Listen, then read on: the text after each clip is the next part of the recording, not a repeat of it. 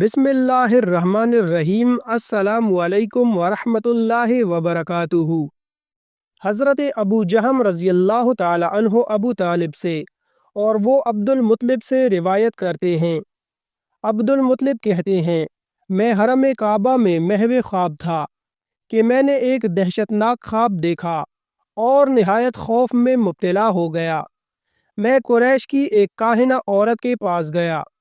میں نے کمبل اوڑھ رکھا تھا اور میری زلفیں کاندھوں پر لٹک رہی تھیں، یعنی بڑا گندا حال تھیں۔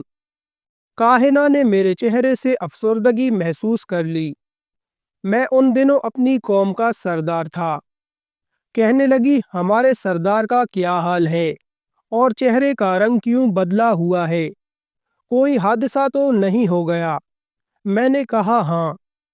ان دنوں لوگوں کی عادت یہ ہوتی تھی کہ ہر آنے والا شخص سوال کرنے سے قبل اس کاہنہ کا دایاں ہاتھ چومتا اور پھر اس کے سر پر ہاتھ رکھ کر اپنا مدعا بیان کرتا، مگر میں نے اپنے مقام و مرتبے کا لحاظ رکھتے ہوئے ایسا نہیں کیا اور سیدھا بیٹھ گیا۔ میں نے کہا، آج رات میں نے حرم کعبہ میں سوتے ہوئے خواب دیکھا ہے کہ زمین سے ایک درخت نمودار ہوا جس کا سر آسمان تک جا پہنچا اور ٹہنیاں مشرق و مغرب تک پھیل گئیں۔ وہ درخت سورج سے زیادہ روشن و منور تھا۔ پھر کیا دیکھتا ہوں کہ سب عرب و عجم اسے سجدہ کر رہے ہیں اور اس کا نور مسلسل بڑھتا جا رہا ہے۔ میں نے دیکھا قریش کے کچھ لوگ اس کی ٹہنیوں سے لٹک گئے اور قریش ہی کے کچھ لوگ اس درخت کو کاٹنے کے لیے لپکے، لیکن جب قریب ہوئے تو ایک نہایت حسین نوجوان نے، جس سے بڑھ کر میں نے خوبصورت اور بہتر خوشبو والا کوئی نوجوان نہیں دیکھا، انہیں مار بھگایا، ان کی پسلیاں توڑ دیں اور آنکھیں باہر نکال دیں۔ میں گھبرا کر خواب سے بیدار ہو گیا۔ عبد المطلب کہتے ہیں، یہ سنتے ہی کاہنہ کا چہرہ زرد پڑنے لگا اور وہ یوں گویا ہوئی، اگر تمہارا خواب سچا ہے تو تمہاری پشت سے وہ شخص پیدا ہوگا جس کی حکومت مشرق و مغرب تک ہوگی اور لوگ اس کے دین پر چلیں گے۔ عبداللہ بن کعب بن مالک رضی اللہ تعالی عنہ سے روایت ہے کہ مجھے میری قوم کے چند شیوخ نے بتلایا کہ وہ عمرہ کرنے نکلے۔ ان دنوں عبد المطلب مکہ میں بقید حیات تھے۔ ان کے ساتھ ایک یہودی تیمہ بھی شریک سفر تھا۔ وہ مکہ یا یمن میں بغرض تجارت جا رہا تھا۔ عبد المطلب کو دیکھتے ہی بولا، ہم اپنی کتاب کی روشنی میں کہہ سکتے ہیں، جس کا فیصلہ ناقابل تبدیل ہے، کہ اس شخصیت کی پشت سے وہ نبی نکلے گا جو ہمیں اور اپنی قوم کو قوم عاد کی طرح تہ و تیخ کر دے گا۔ جس رات رسول اللہ صلی اللہ علیہ وآلہ وسلم کی ولادت بسعادت ہوئی، اس رات ملک یمن میں ایک عامر نامی آدمی اپنے بت خانے میں بیٹھا تھا۔ آپ صلی اللہ علیہ وآلہ وسلم کا نور مشرق سے مغرب، جنوب سے شمال اور زمین سے آسمان تک محیط تھا۔ اللہ تعالیٰ نے عامر کے سامنے سے پردہ ہٹایا۔ عامر کو نظر آیا کہ آسمان کے دروازے کھلے ہیں، ملائکہ اتر رہے ہیں، پہاڑ اور درخت سجدہ کر رہے ہیں۔ وہ حیران تھا کہ یہ کیا ہو رہا ہے کہ یکا یک عامر کا بت اوندھا گرا اور اس سے یہ آواز آئی، اس نبی کی ولادت ہوئی جن کا مدت سے انتظار کیا جا رہا تھا، جن سے درخت اور پتھر کلام کریں گے، جن کے اشارے سے چاند دو ٹکڑے ہو جائے گا۔ یہ سن کر عامر نے اپنی زوجہ سے کہا، تم نے بھی سنا جو میں سنتا ہوں؟ اس نے کہا، ہاں میں نے بھی سنا ہے۔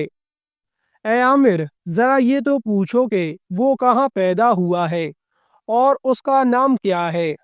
عامر نے پوچھا، اے مبارک حاتف، وہ کہاں پیدا ہوا ہے اور اس کا نام کیا ہے؟ آواز آئی، اس کا نام محمد مصطفیٰ صلی اللہ علیہ وآلہ وسلم ہے۔ عامر کی ایک لڑکی تھی جو بیمار اپاہج تھی، جس کے ہاتھ پاؤں بیکار تھے۔ نبی اکرم صلی اللہ علیہ وآلہ وسلم کی ولادت مبارک کے وقت اس نے بھی ہر طرف نور دیکھا۔ اس نے اللہ کی بارگاہ میں عرض کی، اگر اس نور میں برکت ہے تو مجھے بھی اس کا حصہ ملنا چاہیے۔ اللہ تعالیٰ نے فوراً اسے صحت کاملہ اور شفائے عاجلہ سے سرفراز فرمایا۔ عامر یہ واقعہ دیکھ کر بہت حیران ہوا اور کمر باندھ کر آپ صلی اللہ علیہ وسلم کی زیارت کے لیے مکہ معظمہ آیا۔ تلاش کرتے ہوئے حضرت آمنہ رضی اللہ تعالی عنہا کے در دولت پر حاضر ہوا اور عرض کی، خدارا اس مسافر غریب الوطن کو اپنے نوزائیدہ بچے کی زیارت کرا دیں۔ حضرت عبد المطلب نے نبی اکرم صلی اللہ علیہ وآلہ وسلم کو اپنی آغوش میں اٹھایا۔ یہ دیکھتے ہی آپ کے قدموں پر جاں بحق ہو گیا۔ یہ پہلا آدمی تھا جس نے حضور نبی کریم صلی اللہ علیہ وآلہ وسلم کی محبت میں اپنی جان کا نذرانہ پیش کیا۔ ایک دن عبد المطلب حرم کعبہ میں بیٹھے تھے۔ آپ کے پاس نجران کا ایک پادری بھی بیٹھا تھا جو آپ کا گہرا دوست تھا۔ وہ کہہ رہا تھا، ہم اپنی کتابوں میں اس شہر مکہ میں اولاد اسماعیل علیہ السلام میں سے ایک نبی کی ولادت کا ذکر پاتے ہیں جس کی یہ شکل و صورت ہوگی۔ ابھی یہ بات مکمل نہ ہوئی کہ نبی کریم صلی اللہ علیہ وآلہ وسلم آ گئے۔ پادری نے آپ صلی اللہ علیہ وآلہ وسلم کے چہرہ انور، آنکھوں، پشت مبارک اور قدم ہائے مبارک کی طرف دیکھا تو پکار اٹھا، وہ نبی تو یہی ہے، یہ تمہارا کیا لگتا ہے؟ آپ نے کہا، میرا بیٹا۔ پادری نے کہا، ہم تو اس کے باپ کو کتابوں کی روشنی میں اس وقت زندہ نہیں پاتے۔ عبد المطلب نے کہا، دراصل یہ میرا پوتا ہے، اس کا باپ تو اس وقت ہی فوت ہو گیا تھا جب یہ رحم مادر میں تھا۔ پادری نے کہا، تم نے سچ کہا۔ اس کے بعد عبد المطلب نے اپنی اولاد سے کہا، اپنے بھتیجے کی حفاظت کیا کرو، سنتے نہیں ہو اس کے بارے میں کیا کچھ کہا جا رہا ہے۔ حضور نبی کریم صلی اللہ علیہ وآلہ وسلم کی عمر مبارک 6 سال تھی کہ آپ کی والدہ آپ صلی اللہ علیہ وآلہ وسلم کو آپ کے دادا کے نانہال میں لے آئیں۔